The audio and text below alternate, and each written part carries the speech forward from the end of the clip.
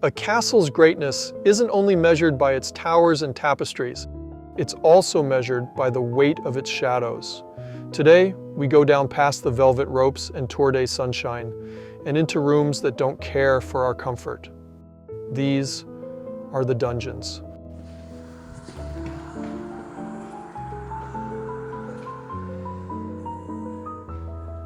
What follows here isn't a horror show. It's a reckoning with the choices people make when power is at stake. We'll walk 4 castles in the Loire that earned their beauty and their darkness even more so. If you listen closely, the cold stone will tell you what people try to forget. Let's listen together, right here on Saving Castles.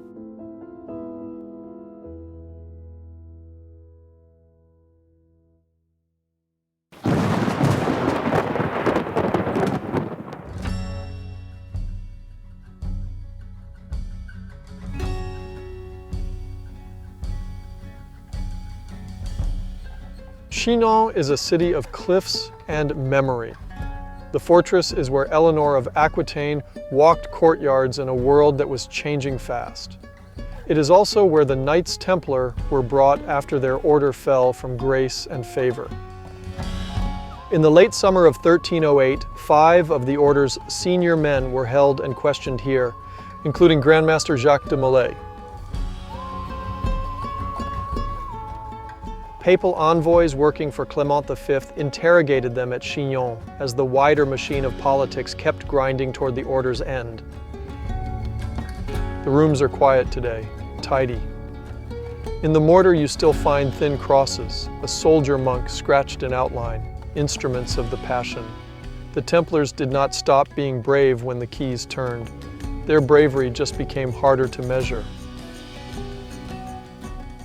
Watch your step along these corridors. You understand that courage and fear walk very close together, and sometimes in the same boots.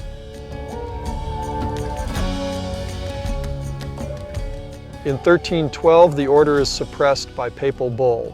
In 1314, de Molay and de Charnay die at the stake in Paris. Others live out sentences in quiet cells, and Chinon keeps the middle of that story. Oh my God.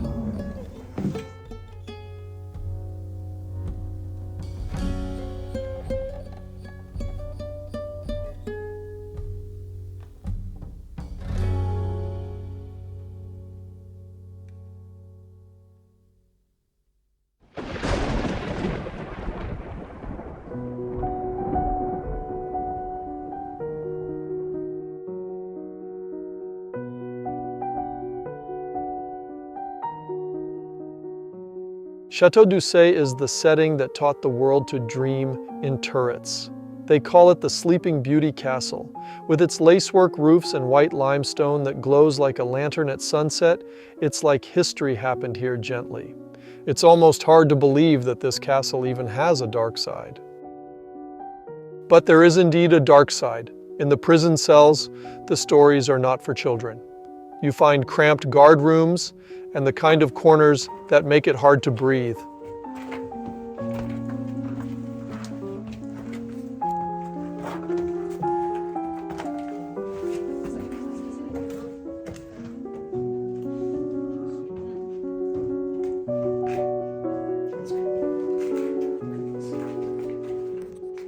This passage leads only one way, and most of the time, no one returns the way they came.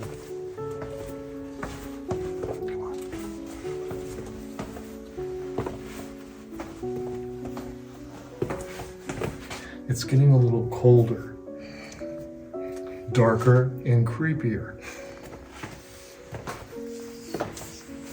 Can you imagine at a time when this is something you really wanted to avoid?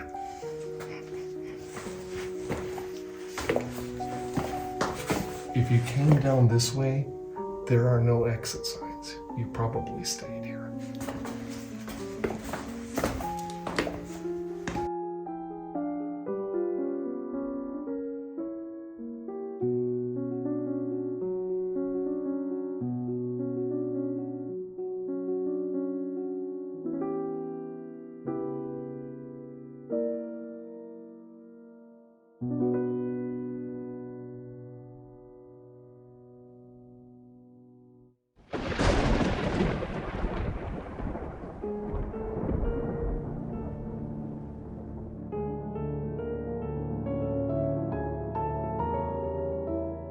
Montreuil-Bellay sits on a high ridge wrapped in vineyards. The view is spectacular, and the sunsets are grand. The castle's silhouette is cheerful from the road. Up close, it's a fortress that has done its share of keeping. This chamber looks like an inconspicuous wine cellar now, but it had a much darker purpose. During the French Revolution, this place served as a prison, mostly royalist insurgents from the Vendée, women, nuns, even royalty, people accused of thought crimes by going against the crown. In these rooms, silence wasn't peace, it was punishment. And for others, it was a death sentence. Located just beneath the castle's grand dining hall, the dungeons were designed to hold a relatively big group. Testimonies reported overcrowded cells, disease spreading through damp corridors, and women stripped of names, known only by their case numbers. While the party goes on upstairs, suffering is found below. Imagine a week of that. Then a month, then the winter. It looked like freedom was coming, but for the women that were held here, it never arrived.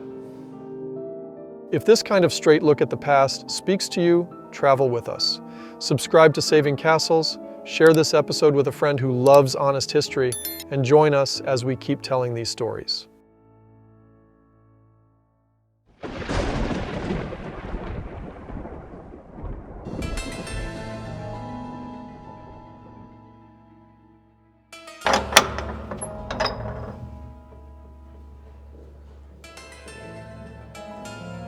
So this is the dungeon.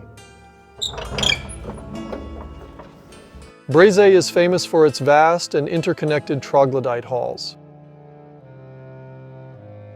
They had apartments down here, presses, bakeries, escape routes that fold back on themselves like a labyrinth designed by a practical mind, a tiny city. Troglodyte does not mean primitive, it means adapted. The people of Brézé made the ground serve. Everything hidden had a purpose, including this dungeon. Wow, can you imagine? It's a pretty small space, but this is not a place that you would want to come to visit. It is fascinating to look at how these were constructed. So here you are in a place that most tourists never see. You know, look at the heavy doors that were locked, and this is one place, if you walked in, you probably aren't going to come out. You hear a little bit of the echo. You know, during a hot summer day, it's very cool in here, but that is not enough motivation for me to ever want to have been locked in here. Rules kept the underworld breathing. If someone broke them, discipline was sure to come next. Push further, and you met the iron ring in a quiet cell. A night of darkness and counting breaths while the rest of the city moved on without you.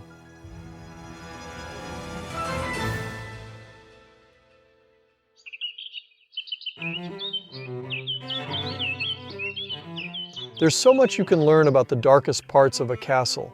To us, a dungeon is not a monster. It is a mirror that only works in low light.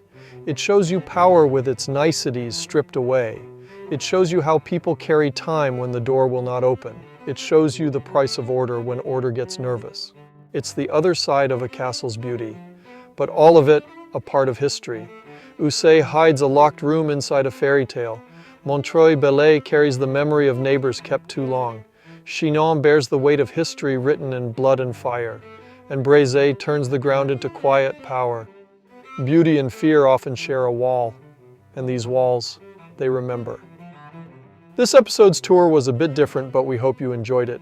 After all, fully appreciating chateaus and castles means understanding even its shadows. If you want more stories like this, stay with us. Like this video, share it with someone, and subscribe. Your attention is a light we carry into dark rooms, and the past is brighter for it. We'll see you on the next episode.